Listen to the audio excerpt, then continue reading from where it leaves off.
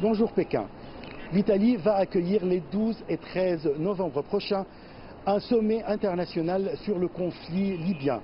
Il s'agit de trouver un compromis à la crise qui secoue ce pays depuis 7 ans. Le Premier ministre italien a défini cette rencontre comme une conférence pour la Libye et non sur la Libye. Pour la première fois après la conférence de mai 2018 à Paris, tous les protagonistes de la scène libyenne se réuniront autour de la même table. Ce rendez-vous international fera suite à la présentation d'un plan actualisé que rendra l'envoyé spécial de l'ONU en Libye, Ghassan Salamé, ce jeudi le 8 novembre. Faiz al-Sarraj, le chef du gouvernement d'union nationale, et Ghassan Salamé ont justement été les premiers à se rendre à Rome le 26 octobre pour préparer l'accord de Palerme. L'invité le plus attendu et sur lequel porte la réussite de la conférence, c'est le général Khalifa Haftar, le chef de l'armée libyenne, qui a finalement confirmé sa participation le 28 octobre, en assurant être prêt pour un débat constructif qui constitue la prémisse d'un véritable processus d'unification conforme aux attentes persistantes du peuple libyen. Le président égyptien Abdel Fattah el-Sisi a fait hier une déclaration qualifiée par les analystes de très importante, mais aussi de très délicate. Le président égyptien a déclaré que l'armée de son pays défendrait des Arabes du Golfe en cas de menace, quelle qu'en soit l'origine. Il a également affirmé que l'armée égyptienne ne ménagera aucun effort afin de répondre à quiconque osera attaquer quelques pays du Golfe. Il a fait cette déclaration lors d'un débat tenu en marge de la conférence internationale sur la jeunesse organisée dans la station balnéaire égyptienne de Sharm el-Sheikh. Le roi du Maroc a proposé hier à Alger un dialogue franc et direct afin de dépasser leurs différends.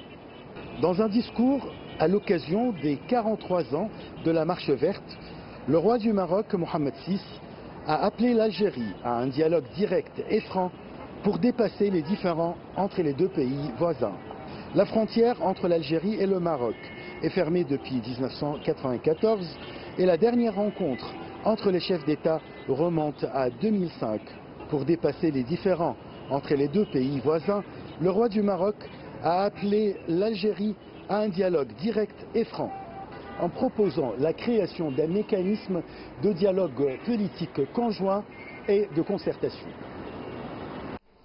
En Égypte, les travaux de la 6e conférence internationale sur la coopération sino-arabe en matière d'énergie se sont ouverts lundi dernier au Caire avec la participation d'experts et de responsables chinois et arabes en la matière. Plus de détails avec notre correspondant sur place, Ashraf Massoud.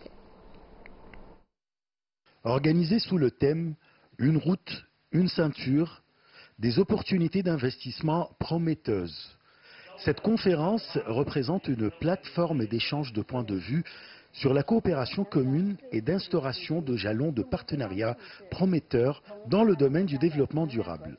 Durant 4 jours, elle examine les opportunités et les défis d'investissement dans le domaine de l'énergie en Chine et dans les pays arabes et les perspectives de coopération entre les deux parties. Il s'agit de créer de nouvelles opportunités de coopération entre la Chine et tous les pays arabes dans les domaines de l'énergie, notamment l'énergie renouvelable. La Chine a un poids important dans ce domaine. Elle possède toute la technologie nécessaire dont les États arabes ont besoin. Elle pourra donc augmenter ses investissements dans ce domaine dans toute la région.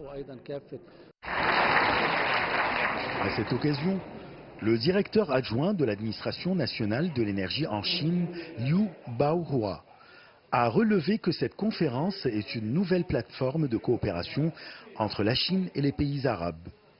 Il a souligné que le partenariat entre les deux parties en matière d'énergie offre d'énormes perspectives d'investissement. Pour sa part, le secrétaire général adjoint des affaires économiques de la Ligue des États arabes, Kamel Hassan Ali, a souligné que la Chine est un acteur mondial majeur et qu'elle représente le véritable régulateur du marché pétrolier, après avoir pris en 2017 la place des États-Unis comme principal importateur de pétrole brut au monde. La coopération entre les pays arabes et la Chine, deuxième économie du monde, représente un vaste marché. Aujourd'hui, la Chine est le véritable régulateur du marché pétrolier mondial. Les pays arabes se dirigent vers l'utilisation de l'énergie renouvelable. Ils ont besoin de l'expérience et de l'expertise chinoise dans ce domaine. À cette occasion, j'appelle le monde arabe à saisir ces vastes opportunités économiques, culturelles et politiques.